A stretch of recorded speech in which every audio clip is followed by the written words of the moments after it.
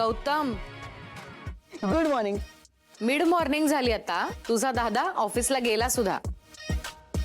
अशा वाईट सवय मला नाही आहेत. मग लावून घे आता. हं? एकतर सकाळी उशिरा उठलास आणि आता फ्रेश होऊन तंगड्या वर करून झोपलास. नको रे. घे. तुतलेस का हात? हां, खाणेडा.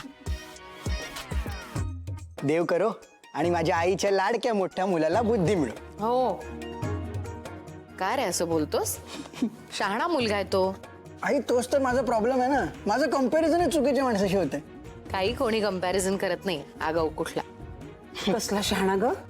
तुझं जे आहे ते लग्न करायचं नावच काढत नाहीये. हो, कारण त्याच्या योग्यतेची मुलगीच मिळत नाहीये त्याला. मेल ग मेल.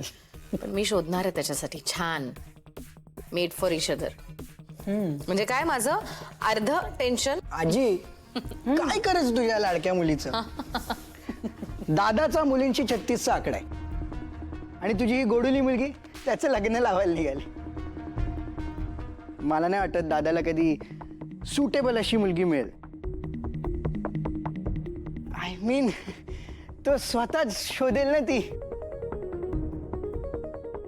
आजी माझी ना बाप्पाकडे एक प्रार्थना आहे. काय? बाप्पा रे बुद्धी दे रे दादाला रे, आणि त्याला पण सुंदर अशी एक मुलगी मिळू दे. कारण कसं आहे ना आजी, दादाचं झालं ना का माझी लाईन क्लिअर होईल आणि मी नाही थांबू शकत आता. मला लग्न करायचंय. अरे गौतम, तू तर असं गुडघ्याला बाशिंग बांधून तयारच बसलायस. पण तू जे म्हणतोयस ना ते मला अगदी पटतंय.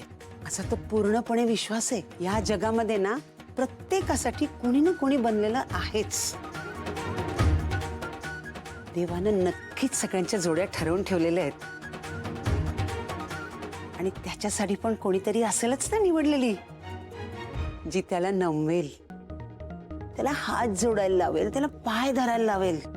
जय जसा नाहीये ना बरोबर तसा वागायला लावेल त्याला आणि आपल्या पदराशी बांधून ठेवेल त्याला.